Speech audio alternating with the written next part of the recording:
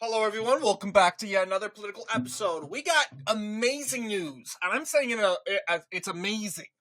And I know the news hasn't been necessarily very good. Nothing's good in the news, but this news in regarding to a very pivotal race for Republicans in 2025 is gotten very well because Jack Chiarelli isn't surging. He is soaring in the air because you just saw our latest poll from Survey USA showing Mikey Sherrill just leading by 51%. That in return isn't really good. I mean, she's above water. She's above the ceiling.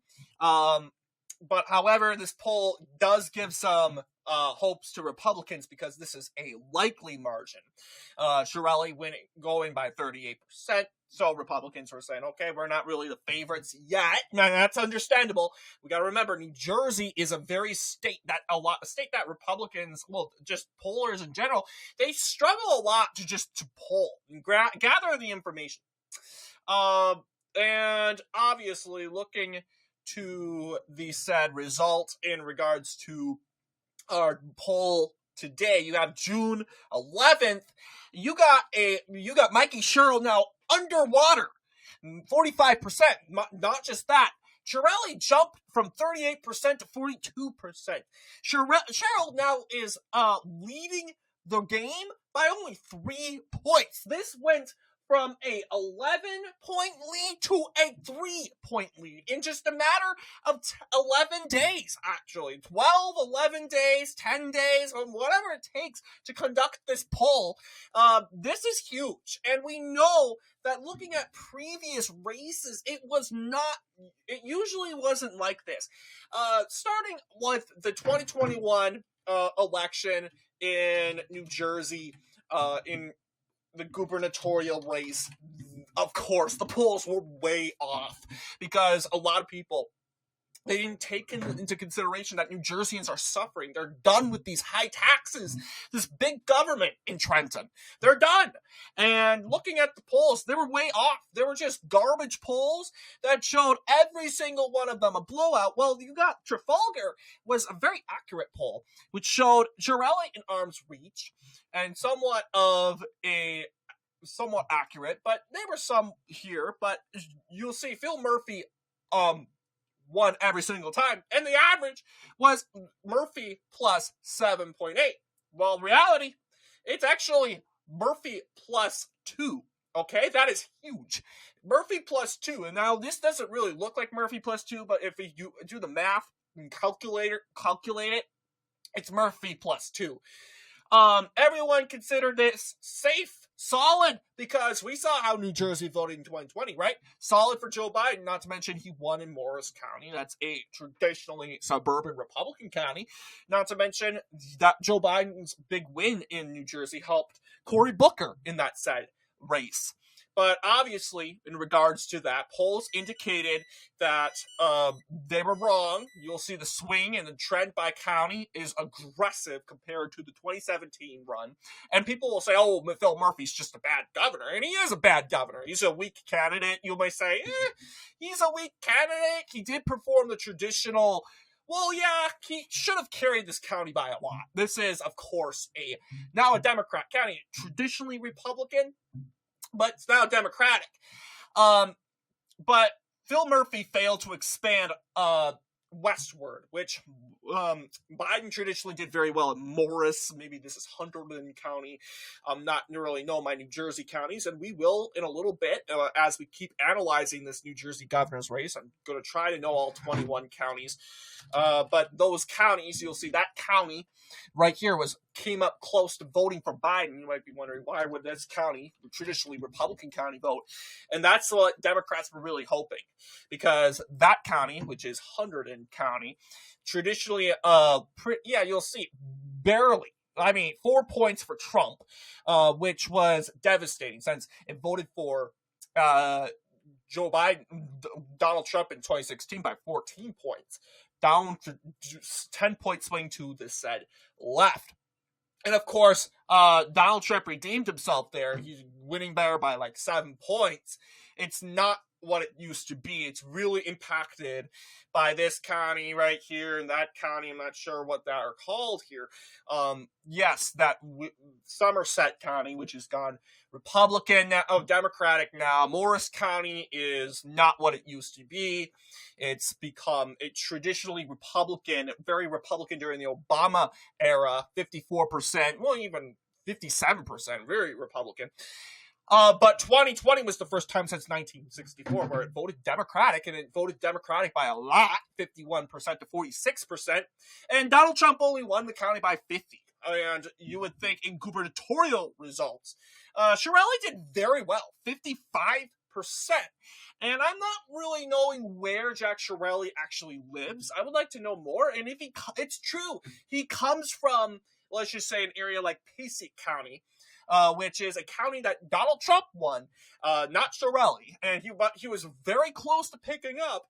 It could be that that would very well help him, because if those of you who do not know, concern for Republicans in New Jersey, and definitely the Chiarelli campaign, is the fact that Cheryl is a big name in Morris County, and that's a county that is a pivotal county. It's a bellwether, and it's a county that Republicans absolutely must carry in order to win the governorship in this race. So, yeah, it's hopeful that, yes, Chiarelli is won that county of Morris by 55, and seeing how close the polls are right now with that latest poll drop, which shows national research showing a much tighter race between Cheryl and Chiarelli, I have some faith and hope that we can pull it off and keep Morris, especially if it's true that Chiarelli comes from Passaic and that he represents Passaic in the assembly. I would like to know and Google that.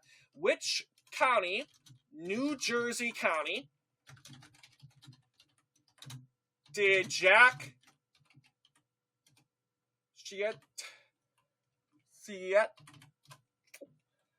CIATTARELLI represent in the NJ Assembly? Okay.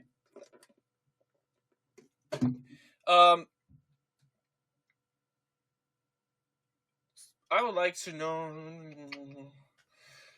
but yeah, it doesn't really tell me. Or how about a better word? It sounds a little creepy. That's why I don't like saying. Where is Jack Chiarelli from or live? Where does Jack CIATTARELLI from? And I can spend. Oh yeah, Somerville, and that's where he was born. Raised in Narratan. And his grandparents immigrated, so he's an Italian. His grandparents were Italians, so to the Narratan borough. So I mean, he should do good in that area. Depends if it's solid Democrat or not. Well, New Jersey, it's a borough. In Somerset County, yeah, he was born in Somerset. You'd think on paper he'd do well there. Depends on where he's living now, or where he represented as the assemblyman. If he represents, let's just say, represent in Passaic, then it's pretty convincing that he probably would be advancing into, of course, Passaic County, and that actually he would do pretty well there. This is the New Jersey Assembly. He in the 16th legislative district. Okay, he's not from Passaic. I got a bit hopeful, but that's an example why, of course, he didn't win. And if he was from there, he would definitely win it. But maybe his coattails in Somerset County helped in Morris. But we're going to have a bit of a fight with Mikey Cheryl and her abilities, because honestly, so I got some evidence that maybe she's not from Morris County, and I don't want to get people's hopes up, because going to the said New Jersey elections, it actually tells us where the leaders are. Mikey Cheryl's 11th district, and it tells us where they're from and the city they're representing and where they're coming from. Mikey Sherrill, is from the city of Montclair. And Montclair is a city in, actually, it's in Essex County. It's actually right here. Okay, so it's right here. So the good news is she is not from Morris. So I should stop saying that. But she represents that county. And that county is widely included in our district. As you can clearly see, this is big blue Morris County. It is a battleground, and it's a battleground that Republicans need to do good in. And you'll see the areas of Essex County, and there's a little bit here. That's parts of Passaic County.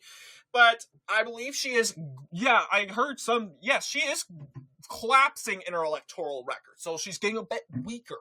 I would also like to know, 59%. She was 59% in 2022. 2 years later, it dropped to 56%. That could be a Donald Trump cocktail effect. But to add more context, Kamala Harris suburbanites could be coming out and voting. 53% in 2020, but don't get your hopes up. You'll see the districts are very different here. You'll see. Keep in mind, Morris County wasn't as blue at it as it was kind of the same, but you also have these Republican areas. Passaic County, maybe some this right here of northern New Jersey. So she's a kind of weak for her said district. The question is, how much did the district vote for Harris by? Because that will tell us if she's overperforming the average or if she's underperforming the average. So, yes, we will have to go to a separate tab, look up the 2024 elections in New Jersey, and while we're there, we can actually see what the polls were saying. Because I got distracted. We had to talk about Mikey Sherrill and what she brought to the table. But you'll see, looking at, let's just see here, the districts. Kamala Harris, this is concerning. Because 53 to 45%, it kind of makes sense because, New Jersey, huge swing to the right. But then again, legislatively, there's not going to be much change. So, on paper, it looks bad and very favorable that Mikey Sherrill has done a 3-point overperformance compared to Kamala Harris in that district. That looks pretty good for Miss Harris, right? Miss Sherrill. Looks pretty good to me. Well, here's the problem with that, though. Add context. This is a legislative race. Mikey Sherrill is going to Washington. She's not going to Trenton. Okay, so you got to put that into perspective. People will say, okay, Mikey Sherrill, she's a good legislator in Washington, but will she be a good leader in Trenton? Because that's where the problems are. We also have to bring it up and mention that Republicans have the issues.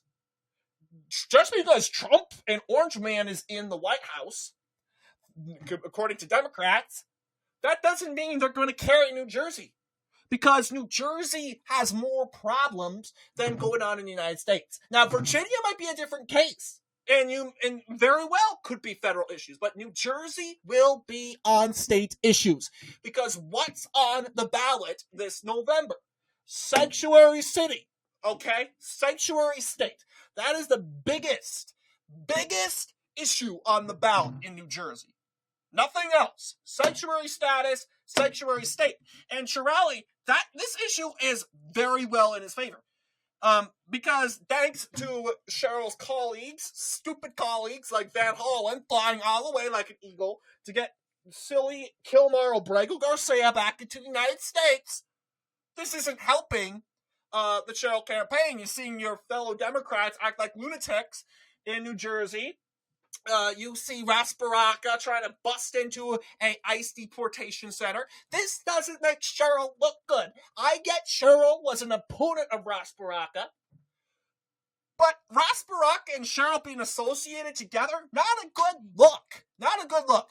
And now, for sure, Chiarelli is going to be much more preferred. It's going to be overwhelmingly in favor for Chiarelli. He is carrying the issue of sanctuary status in New Jersey by like double digits, 60% even, because we know Mikey Sherrill, she had a chance to say in government, in a very powerful position to say to her friend, close friend, Phil Murphy, please overturn this. She didn't do it. Therefore, she doesn't have the say. So we know she's not going to do it, period. New Jerseyans know that. And it's very likely that it's going to continuously follow the trend. Looking at the 2024 election, polls once again predicted a solid blue New Jersey. Last poll of the year was the Research Co. said that Kamala Harris would defeat Trump in the state by 17 points. Well, nope, she defeated him by 6. You get what I mean? Do you see what I mean? I wish there was an average, but you see every single poll was discarded. Stupid poll, and you'll see there's that red New Jersey map, and this time not one blue county swinging the other direction. Passaic County, and even this county right here, impacted by New York City and their shenanigans, very blessing for Republicans. Now, you will mention, oh, what about the Senate race? What about that Senate race? The Senate race, well, Democrats did very well and said, well, okay. Add context to it, though. What did polls tell us in the Senate race?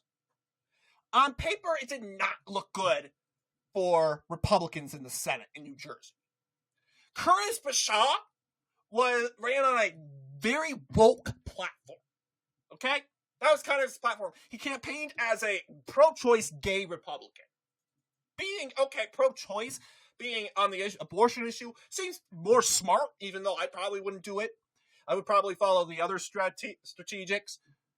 But a lot of people will say, oh, this is homophobic of me. But doing acts of Curtis Bashaw kissing his husband, okay, I'm calling it straight out for what it is, that's not going to get Republicans out and vote for you. Okay? For my faith in as a Catholic, and I can relate because New Jersey's a Catholic state, that's taboo to see a man and a man kiss. Okay? And if you do it, this isn't an attack against you. This isn't an attack against the LGBTQ, whatever it's called. It's not against the attack against the gay community. If you want to do that, go ahead. I don't have a problem with it. I think it's wrong. But you know what? I'm not going to savagely attack those who do it. And I'm not doing it towards Curtis Bashaw. But I wish Curtis Bashaw would have recognized the mistake, what he did. Okay? Kissing his husband's not going to resonate with your conservative base. And it's not, for sure, not going to get MAGA men to get out and vote. Not to mention, Curtis Bashaw is very low T, meaning low testosterone, going around with doing these ads where he's kissing his husband. That's personal, okay? That's personal. Now, I get what Curtis Bashaw is trying to do. He's trying to relate. He's trying to get these woke independents, these even some woke Democrats that don't like how New Jersey's being run to go and vote for a left-wing Republican. But the problem was Bashaw didn't also fall for the grift of polls in 2024. He thought that this state would go solid blue for Kamala. We know that that this happened when it comes to this. So obviously, polls showed us that Trump was going to do better than Bashaw. And he did. By record. Look at this. Average said it was going to be a 20-point... Oh, this is Tammy. And this is the poll. I want to see the average. There's an average. I specifically remember it. There we go. 20. This is the Wikipedia average. The Hill said it was going to be 20.5. And 270 said 19. Well, Curtis Bashaw will say, well, people came out and voted. His margin was 9. Well, that's good. But it was an underperformance of Chiarelli, and it was an underperformance for Trump. Now, people will say, do you think it's going to be like this race? Well, adding context on why Bashaw, he ran a reckless campaign, being quite honest with you, he did not take in consideration that he was driving Republicans away. and turning them off by doing these inflammatory ads. I'm being quite honest with you. A lot of people might be offended, but I think it's the truth. Doing this, these ads of where you're involving your husband kissing together, that's not going to get a Republican to show up and vote for. They're just turned off. Meanwhile, Andy Kim, being quite honest, he ran a good campaign. He was comparably more masculine than Curtis Bashaw. And it's not because Andy Kim's a straight man. No, not at all. I think Andy Kim's also low testosterone. But Andy Kim, he was well spoken in those 3 debates. The fact that Andy Kim, I'm not sure you guys remember, but Curtis Bashaw almost collapsed out of starvation in the first debate, first 10 minutes, and Andy Kim was the one that checked up on him. Not the moderators. Andy Kim did. That probably ended the campaign for Bashaw because he sealed it for Kim. Now, I think Kim maybe did it like, oh, look at me, I'm so kind and caring. Well, I'm not doubting he probably thought that, okay? But he got what he wanted. He got the momentum to carry him. And just Bashaw looked ill because I'm not to blame. He didn't eat, and he should have. I'm not, like, why didn't you eat breakfast, Mr. Bashaw? Why? You're standing in the debate in the light with all these cameras and these lighting flashing on you. You want to eat something. But he didn't. And, I mean, it's just no common sense in this campaign. But even a bad campaign, the Curtis Bashaw, respectively, he prevented Kim from getting 10 points, a 10-point margin. But he did, because he ran to kind of a lousy, disastrous, lousy campaign, did willy-nilly whatever he felt like, he got 9 points. He didn't perform close to Trump's margin. You'll see Trump, he was close to flipping Passaic County. That's good signs that Republicans could win this county in November. I'm being quite honest with you, because this is a county that's smack by New York. Well, not to mention New York is running a socialist. Possibly will win the primary coming up. Call it for what it is. And this county is slightly in favor of conservatives. It probably will flip, and I'm telling you, there's something called the Big Threes. Don't know why my world map is up. The big 3 giants of New Jersey that Republicans need to win in order to win the election. And if they win the 3 giants, then they win.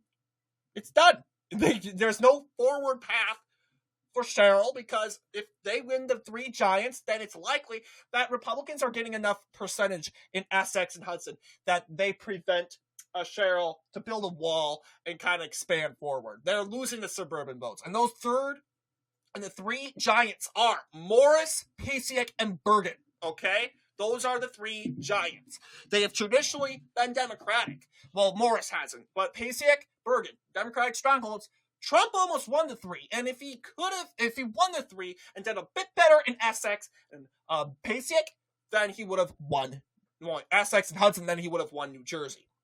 He,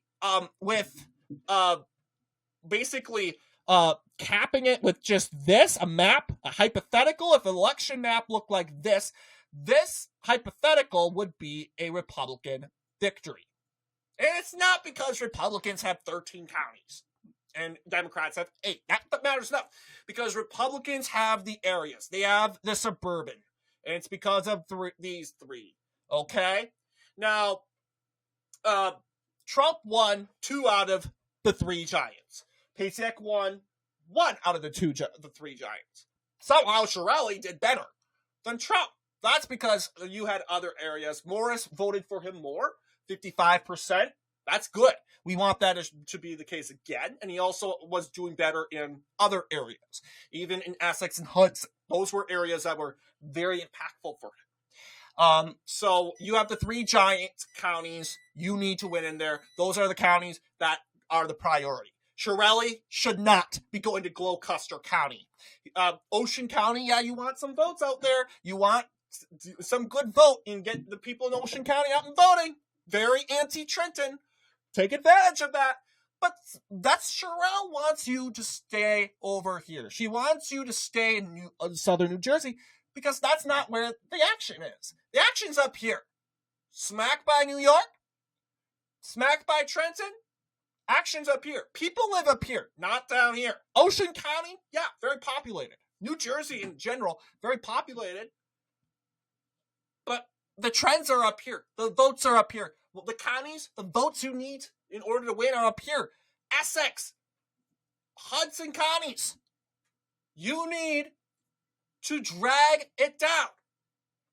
So yeah, I think you got the results. You got the 3 elections, 2021, 2025 presidential, and 2025 Senate.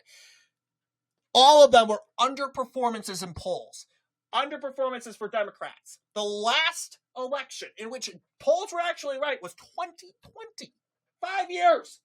So I doubt. Do you think where the trends are going? Do you think the polls are suddenly going to be right? I mean, I think the polls are more aware where New Jersey is going politically.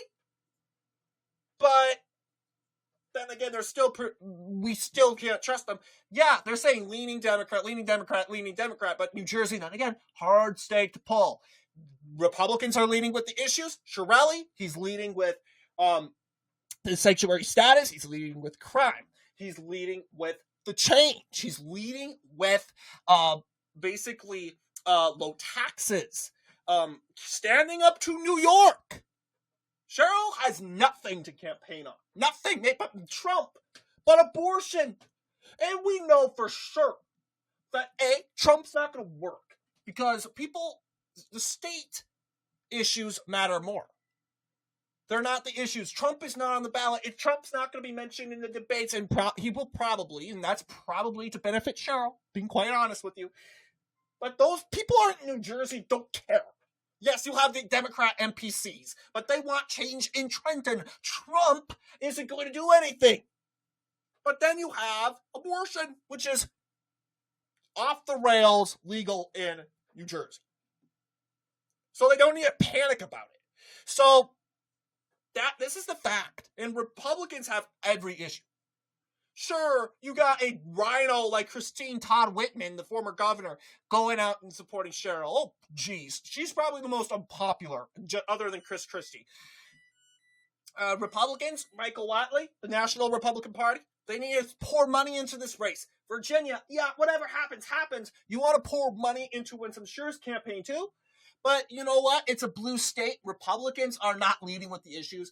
The Virginia race is going to be centered on federal issues. This race, Republicans have the opportunity. They are leading with change. They are the candidates of change. They're not the candidates in change in Virginia because A, Republicans have the government. B, Republicans also have the White House, so it's not really in benefits for them.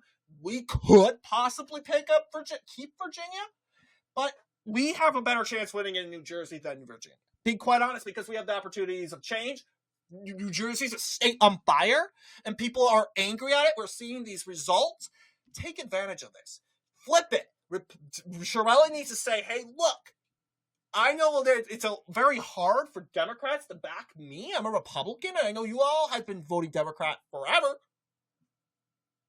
But I am this is your chance. I am sorry, and we are sorry. As a Republican Party, we were so blinded in 2021 to know what was going on and on the issues. We thought this would go solid blue, but now we hear you.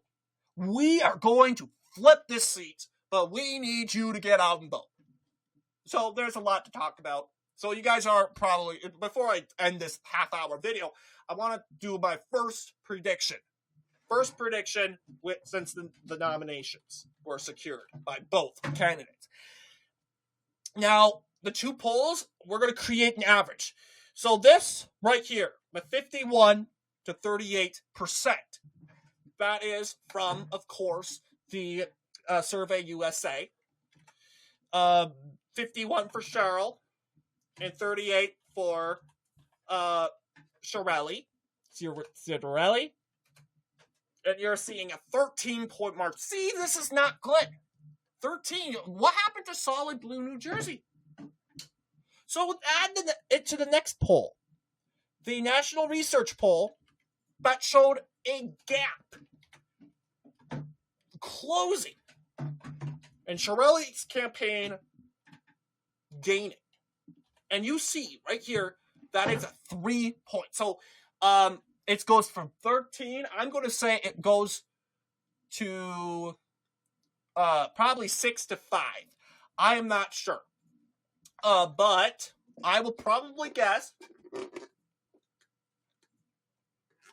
by the way it's going, that it's probably going to look like the results from 2020, the 2020 election.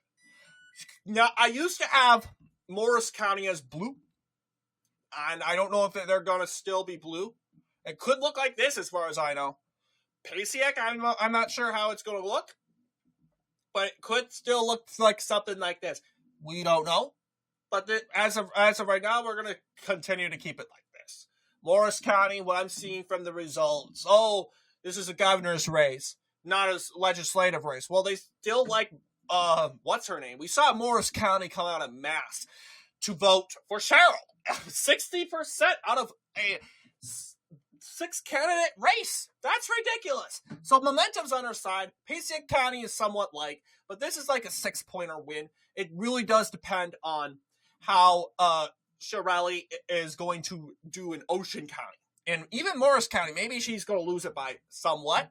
But the good news is we have an ability to put money into into Morris, and into Pasiek, Bergen, and Essex, and Hudson, even Union County, and these areas right here, these 6, and actually into these red counties. We're going to do a fundraising record. So anyway, what do you guys think in regards to this video?